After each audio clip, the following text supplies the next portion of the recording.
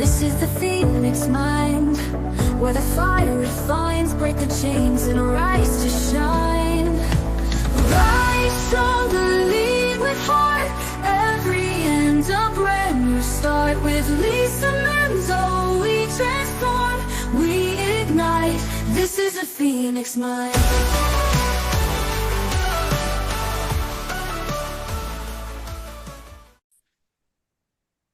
Hi, welcome. I'm Lisa Manzo, host of the Phoenix Mind, and welcome to today's episode. My special guest is Leticia Francis, and I'm going to read you her bio so you can learn all about her, and then she'll tell you a little more in her own words.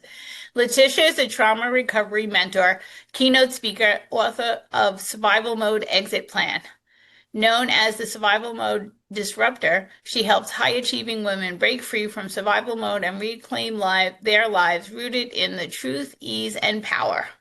With lived experience and a no-fluff delivery, Leticia ignites healing, identifies identity shifts, and unapologetic transformation.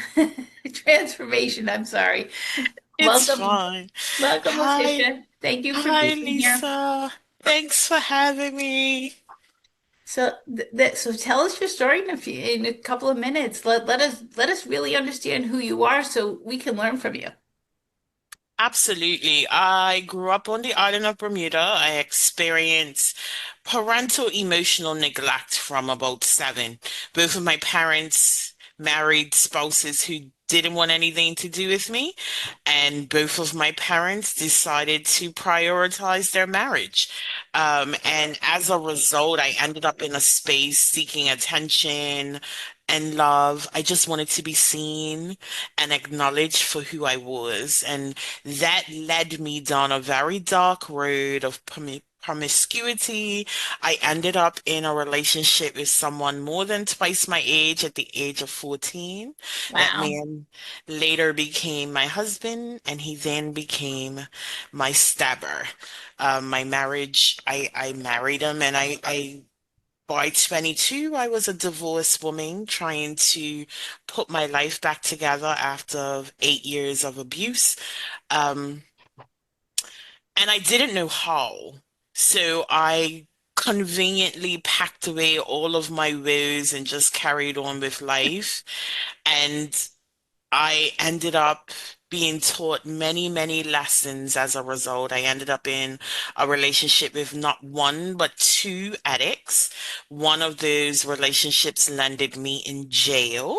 I was arrested on my corporate job as a result of my affiliation with this person. And while I was in jail for those 8 hours, I was never charged nor convicted of anything. My mom came to visit. And she asked me a single question that broke me open. It first winded me like a Mike Tyson body blow. But she asked me why I love everyone else more than I love myself. And that was a question I couldn't answer, but I was left having to ponder as I sat alone in a dark cell. And that was the beginning of my healing journey. If I'm honest, I was released from jail. I sought the help of a coach who helped me see that my victimhood, my victim badge that I very proudly showed the world was the reason why I was still stuck. And working with her helped me get to know, like, trust, and accept myself. And I was able to restart life in England, where I've now been for 13 years. And recently I wrote a memoir which I have yet to publish. But in writing the memoir was this realization after being trauma informed, after working very heavily on my healing, that I had been in survival mode for over 2 decades. And I wanted to have very raw, disruptive conversations about what the residual impact of trauma looked like, because I don't think that we talk about it enough. And I think a lot of people are stuck in survival mode thinking that that is normal life when it really isn't. So that is the reason why I call myself the survival mode disruptor. That is the reason why I work with high achieving women to break free from survival mode, because I know what it takes to get yourself out of that darkness. Wow, that's so it's it all reverts back to our childhood. That's what I want to say. It all reverts. And then you said that both of your parents married other people and then they prioritized their other families except for you. So what I'm seeing, and tell me if you resonate with this, is well, your parents didn't show you that you were worthy of love, so you didn't show yourself. Is that something you came to realization about? Absolutely. I had to learn how to love myself. Me too. Me too. So how did you start that journey? How did you learn how to love yourself? Because, it's different for everyone, and I had to learn how to love myself too. So this is a great conversation. So how did you learn how to love yourself?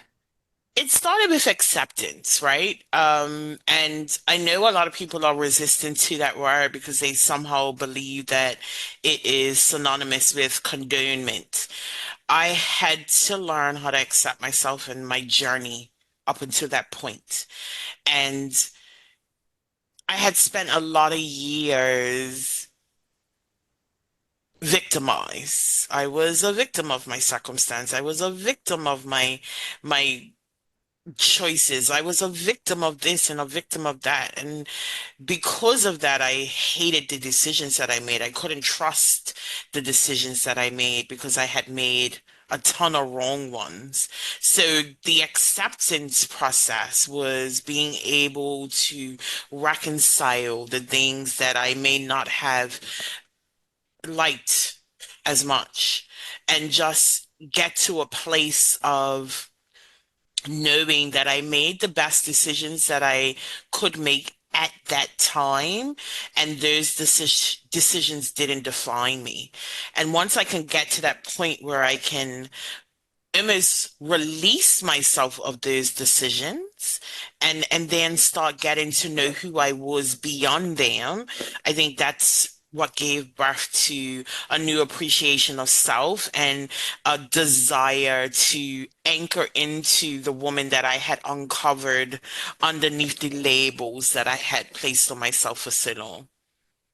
That's great. And so you're now aware of your emotions and when things come up for you, I always feel like when I'm feeling like a lot of emotion, whether it's anger, rage, or just uncomfortableness in my body, I'm always like, oh, what's the learning opportunity here?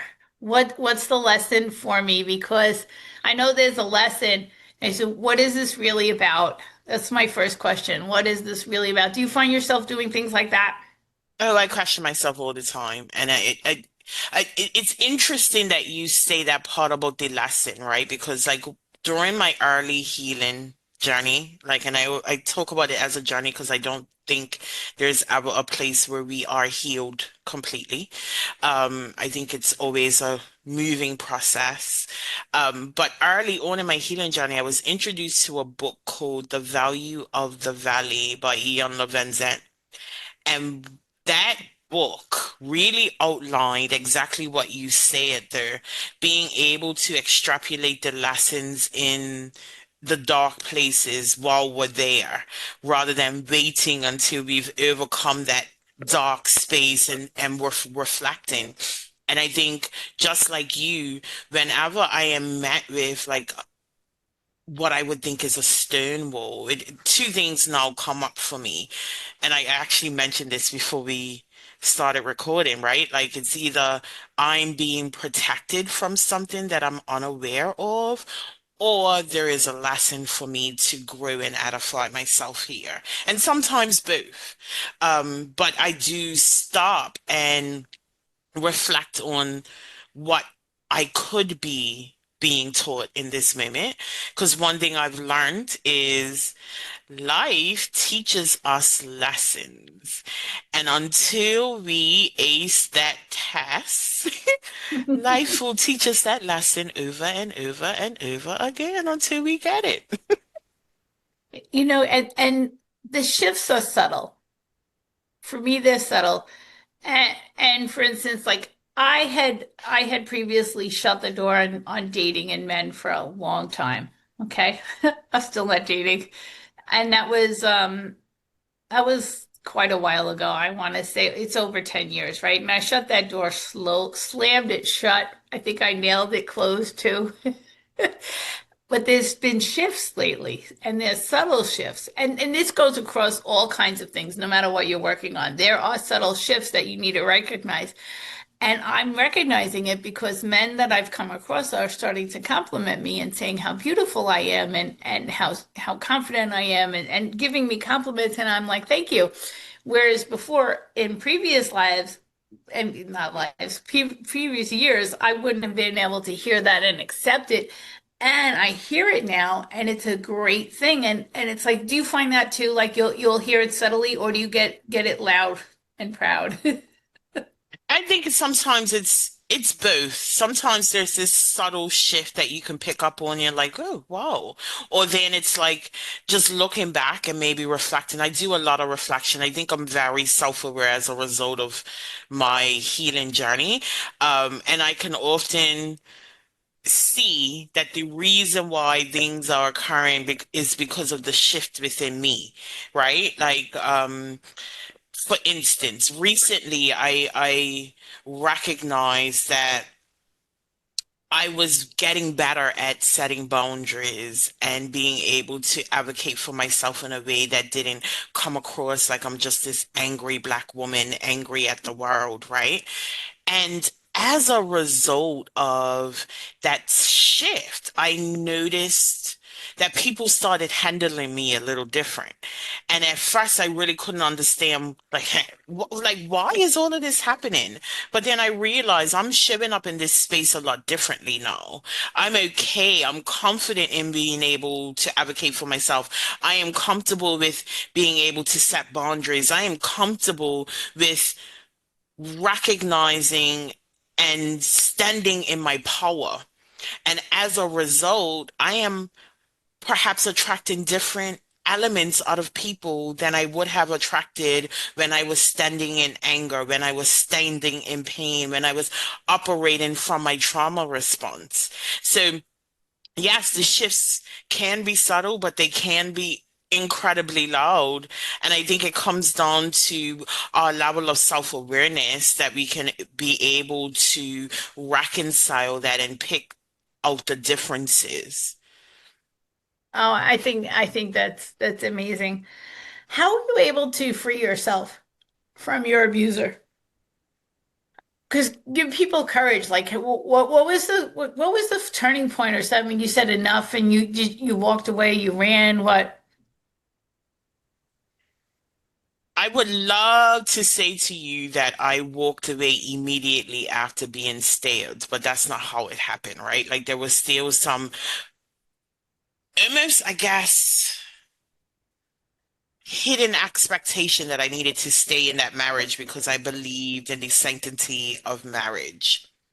But then there was this reconciliation that here I am, absolutely in love with this person who had zero remorse or zero desire to not harm me. Someone who raises a knife and tells me that the only way that I would leave them is in a body bag does not love me on the same level that I love them. Yeah, definitely not. And I think that was that reconciliation. And it took me a couple of months to get that to that place, right? Like my stabbing happened in December. I didn't file for divorce until the following October. And it took me a while. But once I saw it, like there's no way that there's love here. I couldn't stay. Yeah. No, no, absolutely. And I applaud you. And you know what? it's fine. However long it takes, that was your journey, and whatever lessons you got in it. It's like we can't, there's no judgment because, I'm not the one walking in your shoes. Only you Hmm. walk in your shoes, which is a big thing. It was like, Hmm. and I know that I was in my own abusive relationship. I was never, it was more mental abuse than physical. There was no physical abuse, it was mental abuse. And then when I Hmm. finally got the courage to walk away, I was so proud of myself. When I had had enough, I just had enough. And I was just like, I'm just done with you. He went to work that day and I moved out. It seems like a cliche thing when they say that a woman will not leave or a person will not leave abuse until they're absolutely ready, but it really does come down to that, and I feel like it's almost like a light switch. It like you can live years. Like for me, it was 8 years of abuse. But once I made up my mind, there was no change in it. And I had laughed previously, but went back, right? But I think it like once that light switch switches, like once you get to that place of like, yeah, no, I'm done. I think the amount of action that comes as a result, even if you've been stuck in that abusive relationship for decades, you will see a drastic change in your actions when you're truly ready. And you know, leaving abuse is hard. I want to acknowledge that with the listeners. It's hard because of the cycle that we end up in as a result of the abuse. That cycle of, the honeymoon stage, then, the systematic breakdown of who we are as a person, then the events, then the apology, right back into that honeymoon phase. It's really hard to get out of it. Especially if you're a person who truly, like I really thought that, I'm giving my all. I really, really love this person. It took me years later to realize that maybe I didn't even know what love was because every love that I had had at that point was from a very toxic place. But you don't know that then. So Now you know. you're enamored by this person and your expectation and the dreams you have about the relationship and its potential and you know we Yeah. we tend to get swept off our feet and Yeah. listen, that sweeping does so much damage. So for me personally, it was more like a bait and switch. Like they showed me who they wanted me to see, the person, and that's the person I fell in love with, right? The person who they showed me. And then over time they showed me who they really were. And I'm like, where did that other person go? Because that's the person I fell in love with. Who is this person that is here? And I will tell you, it's happened to me multiple times where the person completely changed and like, and not just once. And I was just like, that's why I shut the door because I was like, oh no, because I'm not doing that again. And now I've worked so much on myself that I believe, and because I believe it will happen, that I can recognize the signs now beforehand, before I get into it, and show me who you really are so I can make an informed decision. That's why I've reopened the door now. And how about you? Do you date now? Not at this moment. I've recently separated from my current husband, so I'm ending that relationship too. And that bait and switch is exactly why I'm in that position now. Like I held on to what I was sharing in the first year for nearly 12 years. And then there was Hmm. this reconciliation of, I don't think that person really existed. It's true. Yeah. They didn't exist. It's like they showed you who you wanted to see, and they knew that. And the funny part about it is I had a conversation about with my father when I was younger, and I've said it before on this podcast. Um, so when he asked me one day when I was 18, 19 years old, he says to me, he says, I don't know really who you are. I said, Dad, I show you the person you want to see. I said, when you want to see all parts of me, let me know. I'll be happy to show you. I'll Hmm. happy to show you the whole me.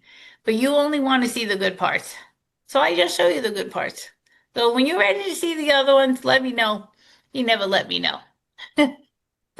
He wanted it the way he wanted to see it. He only wanted to see the good parts. And you know what? We're human. I'm not perfect, right? There's good and bad, you know. I do bad, I not that I do bad things, I make mistakes. And it's interesting that you say that, right? Because we are basically conditioned to keep everyone else around us comfortable while we pack pieces of ourselves away. And then when we are in a space of total acceptance, um, we start unpacking those things because, now we love ourselves enough to be authentically us. And it's always shocking when then we start seeing shifts in our relationships, even with people who have known us our entire lives, right? They've Right. only known the pieces of us that were acceptable enough to keep everyone else comfortable. And that's sad. We are conditioned to be inauthentic. And I think a huge part of the healing process is being able to step into ourselves completely and wholly with acceptance. Um, and I think that's when we're in a space to not only help ourselves, but help other people as well. Mm-hmm.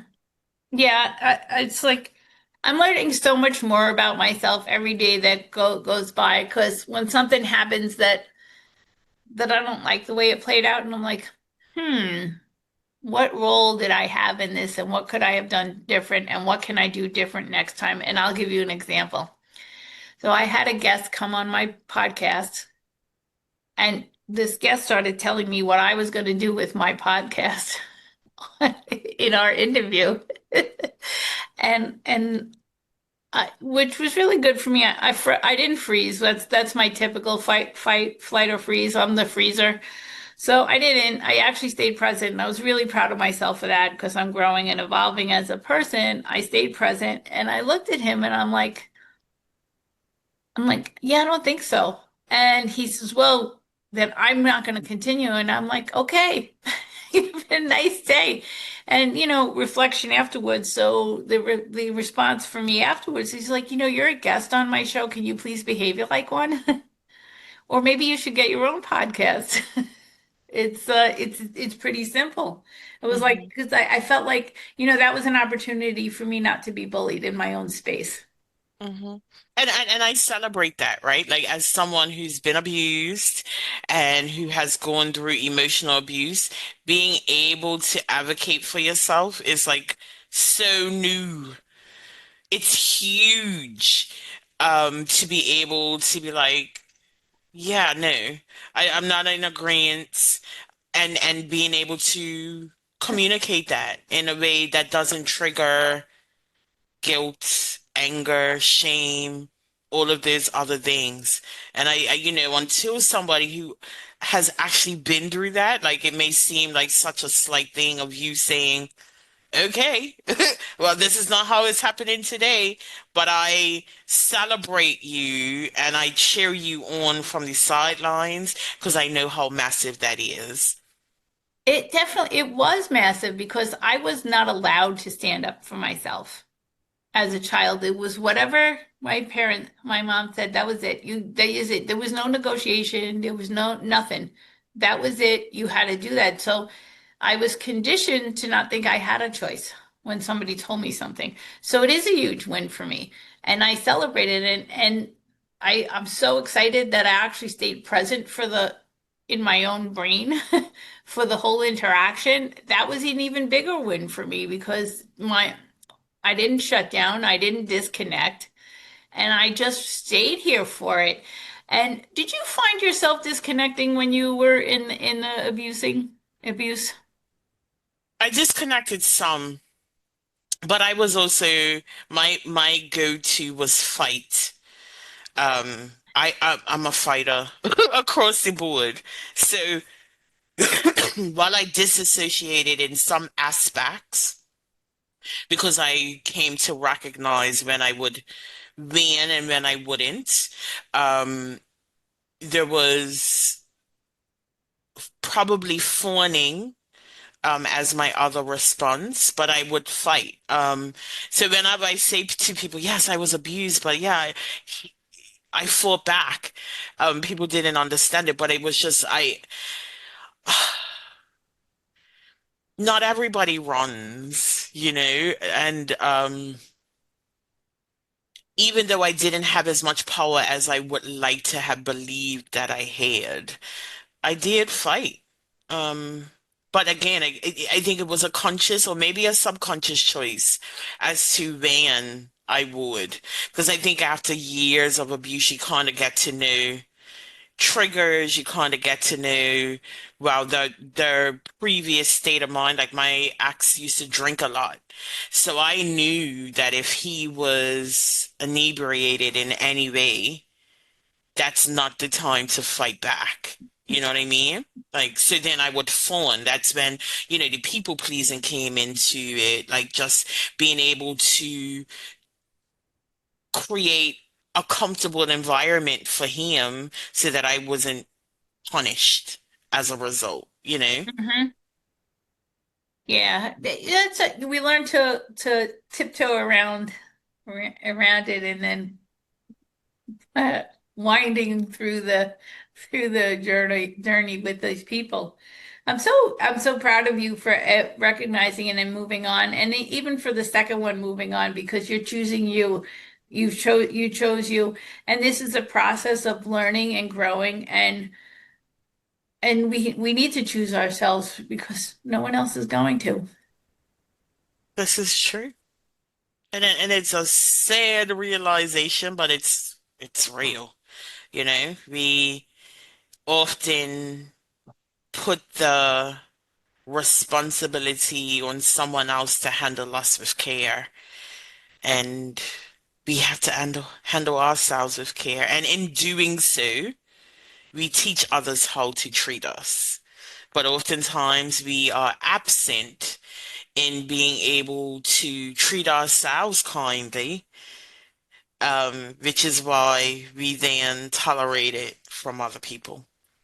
Did you have to let people go because they didn't? So when you realized you were teaching other people how to treat you and you wanted to be treated better, did you realize that and did you let people go because they didn't have a place because they were treating you the old way and you want to be treated the new way? Absolutely. And when I say I carry scissors in my life now, I don't need an excuse anymore. If they are triggering something in me that makes me feel uncomfortable, they don't have a space anymore. And it started with my father actually about 12 years ago. I got to a place where I was able to articulate to him how his actions impacted my life. And I was dismissed. I was dismissed. It was just like a whole parade, if I'm honest. And I made a decision that day. As much as I love this man that created me, I don't need to deal with this man because he was the first person to break my heart. And I then spent 30 years chasing after the unhealed versions of him that created immense chaos in my life. So while there are some who are like highly religious or believe that, you can't disown your parents, I loved him, but I loved myself more. And I could not continue to allow myself to be put in positions where I would be dismissed and ignored because it was a trigger for me. And it was a trigger for me from 7 years old. So I made that decision.